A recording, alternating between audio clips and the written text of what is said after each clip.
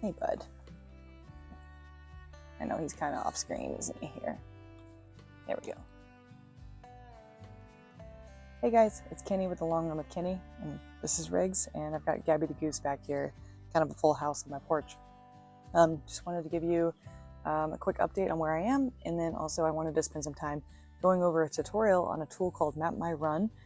It's an online tool that's totally free, and it's something I used when I first started running to help me map out my run so I had a better idea of the distance and the elevation gain, so I wasn't just going out there willy-nilly and getting lost. So where I am right now, I'm on week 15 out of my 28-week 100-mile training plan. I'm sticking to it pretty okay, having a few life interruptions that I'm having to kind of curve around, such as vacations and some dog and medical emergencies over here. Don't worry, he's totally fine. But anyway, I recently did an 18-mile run out in West Asheville. It's actually, part of it is featured on the tutorial I'll show you, but that's a really flat run, and usually I'm really comfortable doing it, but man, the Asheville heat lately has just been crazy, and that run was probably one of my slowest runs that I've done in months, and I just didn't feel good, and I actually didn't bring enough water. I ended up having to, luckily, I ran into these two kids and their mom selling lemonade around mile like 16, and I literally Venmo'd them money so I could buy a lemonade because I was seriously dying. So what I have is tomorrow I'm trying to do either a 20 to 22 mile run out in Benton Creek, and that'll be my big run for the week. And then thankfully next week during 4th of July, it's my cut back week, so I get to hopefully enjoy the holiday with some friends and not have to spend it out running. Hey, buddy. Oh my gosh. Anyway, so that's kind of where I'm at. I guess this next part here is going to just kind of show you how the he's all right. It's going to show you how the MapMyRun tool works. Yeah, here we go. All right, so here's MapMyRun.com. It used to be partnered with Under Armour. I guess now it's powered by Outside, but I've been using this for over 12 years. Go to Routes and go to Create Route. This tool is super cool. It brings up the satellite to where you are. You can change your layers just like Google, of course. I prefer hybrid, which I'm going to switch it to here in a second.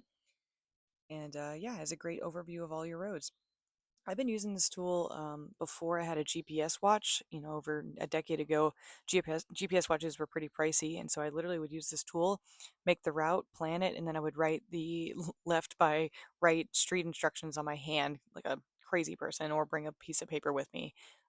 Things have advanced, and so now you can actually map your route ahead of time and then send it to your phone. And the best feature here is the show elevation, so that way you don't get yourself into bind getting into a route where you're doing way too much climbing. So I'm going to pick a spot here that I know I can park under the bridge, Red Hot Chili Pepper style. And that auto follow roads feature is super convenient. And you can just click your way through, and you can see the elevation pops up here, has your gain and your start and your max. And you just kind of click through. Luckily, with that auto follow roads feature, the system's pretty smart. I know I'm running on a greenway right now. I'm just zooming in to make sure that I'm actually following it. And you just kind of click along. And you can see as you click, the distance up there in the upper left increases, and your gain increases down below with your map.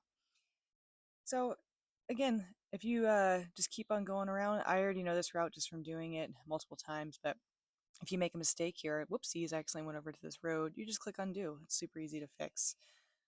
Another feature that's really cool is I'm getting close to 2.5 miles. So say if I wanted to do a 5-mile out and back, I can click this out and back button. Try to get close to 2.5. There we go, close enough. So you can click that out and back button, and it's going to reverse the route and get you as close to 5 miles as possible. Back in the day, I would do this and just really zoom in on what spot that was and try to find a landmark to help me know, hey, I got to turn around there. But in this case, we're going to just keep plugging forward past New Belgium right there and coming around back under the underpass and back to the car. That's the end of the route. And it looks like it's about 3.6 miles, gains about 178. Really nice route along the river. So anyway, this works for street, and then it also works for trail. So let's move on down to Bent Creek, which is my favorite area to run in Asheville, and I know it's somewhere around here. However, you can kind of tell this doesn't have all the trails. This only really has the main roads.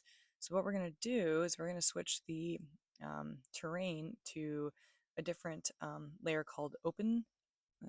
What is it? Open Street. There it is. So Open Street, luckily, voila, visualizes all these trails for us. And so luckily the auto follow roads function typically works for most established maps. If you're really out there bushwhacking it, you can turn that feature off and kind of create your own route. But of course, this is a lot more convenient. So, same thing. We're gonna just kind of make our way through.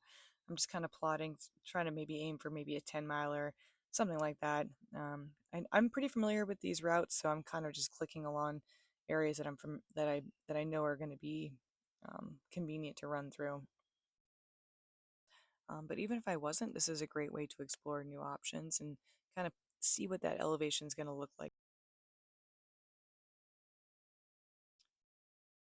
Okay, so kind of making my way back, and I'm gonna keep on going here, and then let's see. I think it's this way. Oh wow, what was that? Okay, um, okay, so let me just undo that. Let's zoom in. I know that's a trail, right? All right, it looks like I'm gonna unclick auto follow roads. It looks like this particular trail isn't synced with Map My Run, so I'm gonna just kind of jankily click my way through and make my own route. Let's see if we can get it back connected. All right, auto follow again, and now we're back on track. So that feature is super helpful, especially if it's a little glitchy. All right, great. So there's our 10-mile run. There's my elevation profile. It looks like this one's gonna be about 1,500 feet, about 10 miles, give or take. I'm gonna rename this just something that I know is familiar. So let's just do Big Bent Creek Tenor. Okay, so here's the overview. It's got this great satellite view, and then it also is going to show me my elevation profile, and it's going to break it down for my sections that have tough climbs, and they're going to show me my average grade. This is a little bit more important for mountain bikers, but I still find it useful.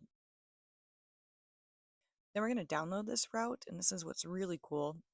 I'm going to download it, rename it something that I can find in my downloads, and the unique feature that we can do here is we're then going to upload it to your GPS watch or whatever other device you're using. I use Garmin, so I have a Garmin Forerunner 245, and so I'm just going to go over here to training and planning, and we're going to go to courses, and we're going to import this route. It's a GPX file. There it is, and voila. So now this is just saying that because I'm using OpenStreet, it has to be public, and that's fine. We're going to put it as running, and we're going to save it. And then the last step is there's a button at the bottom that's going to say send to device, and that way it's going to send it to my watch and my Forerunner. There it is. And once I have that sent, the next time I open my watch, I can actually bring that route up and it will do a step-by-step instruction for me, so I don't have to do the old school writing left and right and street names on my hand like I did back in 2008.